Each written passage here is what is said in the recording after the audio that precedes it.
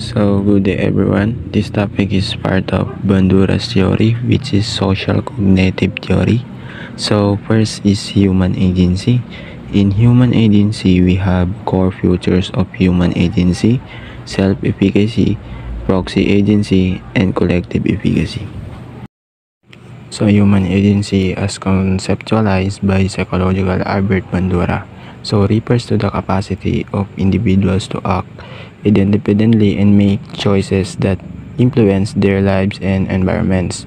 Bandura's work emphasized that people are not merely passive recipients of external influence.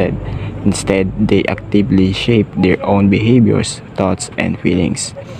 Human agency does not mean that people possess a homunculus that is an autonomous agent making decisions that are consistent with their view of self. So, in 2001 to 2004, si Albert Bandura ay diniscuss or tinalakay niya ang 4 core features of human agency. So, ito ay binubuo ng intentionality, forethought, self-reactiveness, and self-reflectiveness. So, sa intentionality, ang intentionality ay tumutukoy sa mga kilos na sinasadya ng isang tao, like mga intention na plano na sinasamahan ng mga actions. So, it is not simply an expectation or prediction of futures action, but also proactive commitment to bringing them about.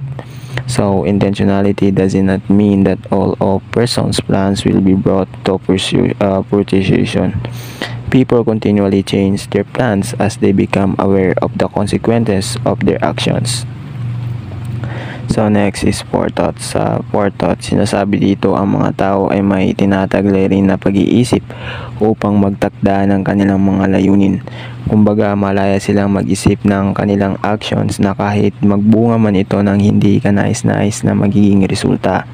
So then, behavior would be more variable and less consistent, because we would constantly react to great diversity of environmental stimuli.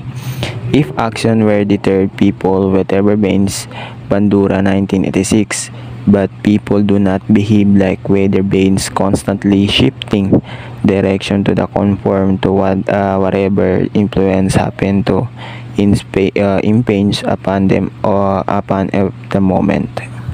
Okay, so third is self-reactiveness. When we say self-reactiveness, ito ay may sariling process ng pagbibigay ng motivations and regulating so their own actions. Kumbaga, tayo ay gumagawa ng sarili nating pagpipilian, but iniisip rin natin yung galaw natin kung ito ba ay magiging tama or magbunga lang ng hindi tamang gawain. So Bandura recognizes that setting goal is not sufficient to attaining desired consequences. So goals must be specific, be within a person's ability to achieve and reflect potential accomplishments that are not too far in the futures. Okay, so the last is self-reflectiveness. So finally, people have self-reflectiveness. So, ang mga tao ay may sariling galaw kung paano sila kumilos at kung paano sila mag-isip. Natuto sila gawin or isipin ang kanilang motivations, values, at ang mga kahulugan ng kanilang mga layunin sa buhay. And they can think about the adequacy of their own thinking. So, they can also evaluate the effect that other people's action have on them. So, people's most crucial self-reflective mechanism is self-efficacy. That is their beliefs that they are capable of performing actions that will be produce and desired effect. So, self-efficacy is, according to Bandura, ang mga paniniwala ng tao ay may mga personal na mga epekto na maaaring maka-impluwensya sa kung anong mga aksyon na diretso nilang pipiliin. Kung gaano karami ang kanilang pagsisikap o gaano katagal sila magtsatsaga sa harap ng mga hadlang at karanasan sa kanilang kabiguan. So, people act in a particular situation depends on the reciprocity of behavioral, environment, and cognitive conditions. So, especially those cognitive factors that relate to their beliefs that they can or cannot execute the behavior necessary to produce desired outcomes in any particular situations. and rather self-efficacy combined with environment, prior behavior, and other personal variables, and especially outcome expectation to produce behavior. So, in the triadic reciprocal causal model, which is postulates that the environment, behavior, and person have an interactive influence on one another, self-efficacy refers to the personal factors. So, what contributes to self-efficacy? So, personal efficacy is acquired, enhanced, or decreased through any one or combination of four sources. So, the four sources is mastery experiences, personality efficacy is required, enhanced, or decreased through any one or combination. So, 2 is social modeling, and 3 is social perception, and 4 is physical and emotional states. Next is proxy agency. When we say proxy agency, ito ay nasasangkot sa mga hindi tamang pagkontrol sa social conditions na maaaring makaapekto sa pang-araw-araw na buhay ng tao. So, according to Bandura, no one has the time, energy, and resources to master every element of every life. So, karamihan sa mga tao ay walang personal na kakayahan na mag-ayos ng air conditioner or camera o isang sasakyan. So, sa pamamagitan ng proxy agency, however, they can accomplish their goal by relying on other people to repair these objects.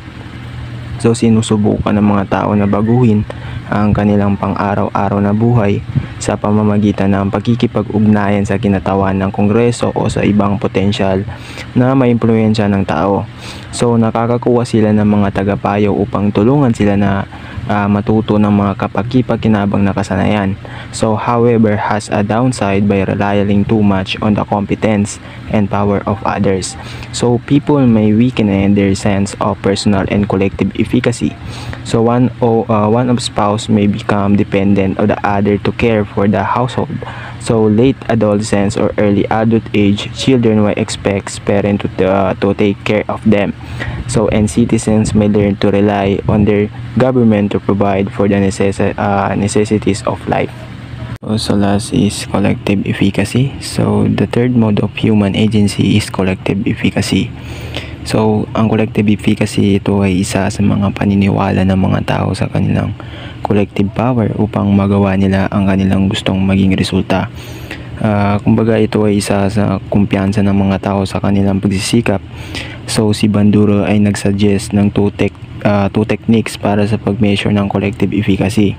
So, first is pagsama-samahin ng mga pagsusuri ng mga individual na grupo sa kanilang mga personal na kakayahan upang mapagtibay ng mga pag-uugali na nakikinabang sa grupo. So, for example, actors in a play would have a high collective efficacy if all had confidence in their personal ability to adequately perform their roles. So, the second approach is proposed by Bandura is to measure the confidence each person has in the group's ability to bring about a desired outcome. So, for example, is baseball player may have little confidence in each of their teammates, but possess high confidence that their team will perform quite well. So, the personification of many individuals working together. So, a group collective efficacy does not spring from a collective mind, but rather from efficacy, however, depends not only on the knowledge and skills of individual members, but also on their belief that they can work together in a coordinate and interactive fashions. So, ang sinabi rin ni Bandura, ang mga tao ay maaaring may mataas na self-efficacy, ngunit mababa ang kanilang collective efficacy. So, halimbawa, ang isang babae ay maaaring may mataas na personal na kahusayan na maaari nilang ipagpatuloy ang isang malusog na pamumuhay. Ngunit maaari rin siya ay may mababang collective efficacy na kaya niyang bawasan ang polusyon sa kapaligiran at mga panganib na kondisyon sa pagtatrabaho o ang banta ng nakakahawang sakit. So, sa self-regulation, sabi dito, kapag ang mga tao ay may matataas na antas ng self-efficacy, ay nagkakaroon sila ng tiwala sa kanilang pag-asa sa mga proxy at nagtataglay sila ng solid collective efficacy. So nagkakaroon din sila ng malaking capacity na pwedeng i-regulate ang sarili nilang pag-uugali. So when we say Bandura believes that people use both reactive and proactive strategies for self-regulation. So that is they reactively attempt to reduce the discrepancies between their accomplishments and their goal. But after they close those discrepancies, they proactively set newer and higher goals for themselves. Next is external factors affect self-regulation. So they provide use with a standard for evaluating our own behavior. Standards do not stem from internal forces. So environmental factors interacting with personal influences shape individual standards for evaluating. By percept we learning from parents and teachers. So the value of honest and friendly behavior. By direct experience, we learn to place our value on being warm and dry than on being cold and wet. And through observing others, we involve a multitude of standards for evaluating self-performance. In each of these example, personal factors affects which standard we will learn, but environmental forces also play a role. Internal factors in self-regulation. External factors interact with internal or personal factors in self-regulation. Bandura recognized three internal requirements in ongoing exercise of self-influence. So the three internal requirements is first is self-observation, and second is judgmental processes, and third is self-reaction. So, when we say self-observation, which is pag-o-observe sa ating sarili. So, ito ay isang process na sinasalamin natin ng ating sariling pag-uugali, kaisipan at emotions, and involves being aware of one's internal states and external actions without judgment. So, often for the purpose of gaining insights, understanding patterns, or making changes. Self-observation is a key component of self-regulation and personal development, and can be applied in various contexts including psychology, education, and personal growth. Second process, judgmental process. So, ang judgmental process ay nakafocus sa cognitive operations. So, individual used to evaluate, interpret, and make decisions about themselves. So, other in situation, these processes involve assessing, categorizing, and performing opinions or conclusion based on available informations, experiences, and personal beliefs. Judgmental processes can be consciousness and deliberate or more automatic unconsciousness. The third and final internal factors in self-regulation is self-reaction. So, ang mga tao ay nagre-respond sa positive and negative sa kanilang mga pag-uugali na ito ay tumutugon sa kanilang mga personal standards. So that is people create and sensitive for their own actions through self-reinforcement or self-punishment. So for example, a diligent student who has completed a reading assignment may reward herself by watching her favorite television program. So self-reinforcement does not rest on the fact that it immediately follows a response. Rather, it relies in large part on the use of our cognitive ability to mediate the consequences of behavior. So people set standard for performance that when met tend to regulate behavior by such self-produced rewards as a pride and self-satisfaction.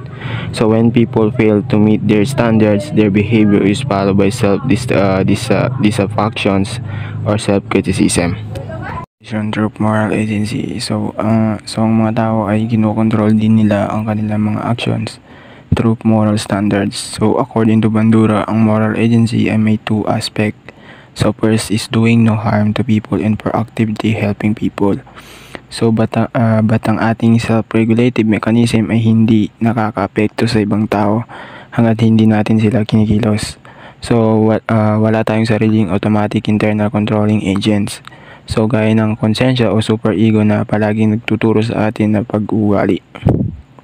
Define the behavior. So when we say redefine the behavior, ito ay tumutukoy sa process ng pagbabago o pagsasaayaw sa kung paano nauunawaan o pinapakita ang ilang mga behaviors ng mga individual o ng isang grupo. So, this concept can be applied in various contexts such as psychology, organizational behavior, and educational or personal development. So, redefining behavior involves understanding the underlying reasons for actions and implementing strategies for change that lead to improved outcomes. Ito naman ay nakafocus sa psychological mechanism na kadalasang ginagawa ng mga tao upang mabawasan o ibaliwala ang mga negative effects ng kanilang mga actions. But ito ay maaari rin magpakita ng mga iba't ibang paraan like rationalization, denial, or cognitive distortion, kung saan ang isang tao ay maaaring minamalit ang kahalagahan ng mga consequences o i-rewrites ang salaysay ng nakapaligid sa kanilang mga pag-uugali upang mabawasan ng mga feelings or guilt, shame, or responsibility. So for example, an individual might continue drinking excessively while downplaying the health risks associated with it, telling themselves that everyone drinks and that they are not at risk of addiction. So ang mga individual ay maaaring gumawa ng mga pag-uugali na maaaring hindi naaayon sa kanilang mga halaga o pangmatagalang interes na humahantong sa isang cycle ng mga negative effects at rationalization. So ang pag-unawa dito ay maaring maging mahalaga para sa personal na pag-unlad, therapy at mga pagsisikap sa pagbabago ng pag-uugali. So, when we say dehumanization, ito ay tumutukoy sa proseso ng pagtingin o pagtrato sa isang tao o grupo bilang mas bababa kaysa tao. So, kadalasang nagbibigay katwiran sa pagmamaltrato o karahasan laban sa kanila. So, which is ito ay maaaring mangyari sa pamamagitan ng language, stereotypes, or ang social norms. So, for example, it's like racism and discriminations. So, group that faces systemic racism may be portrayed in ways that emphasize negative stereotypes, suggesting they are inferior, dangerous, or less deserving of rights and respects. So, for example, is media portrayals might dehumanize marginalized communities by focusing on a crime statistic rather than showcasing their culture, contributes, or humanity. So, blaming the victims refers to the tendency to hold the victim of a crime or societal issue responsible for the harm they suffered. So, ito ay kadalasang nagsasangkot ng mga pangangatwiran sa mga aksyon na may kasalanan o nagpapahiwatig na ang pag-uugali ng biktima ay nag-ambag sa sitwasyon kaya inililipat ang kasalanan mula sa nagkasala. So, one of the examples is a sexual assault. Sa case ng sexual assault, maaari sisihin ng mga biktima sa kanilang mga pag-atake. Batay sa kanilang pag-uugali, nasabi ko na maaari silang masisi dahil sa kanilang pananamit o sa isang sitwasyon na halimbawa pag ang babae lumabas ng maikli ang suot o lumabas sa hating gabi. Ang ganitong uri ng rationalization ay binabaliwala ang responsibilidad ng may mga kagagawa ng isang krimen. So, both dehumanization and victim blaming, ito ay maaaring magpatuloy sa mga cycles of violence, discrimination, and social injustice by minimizing empathy and understanding for those impacted. Recognizing these behaviors is crucial for fostering a more compassionate and equitable society.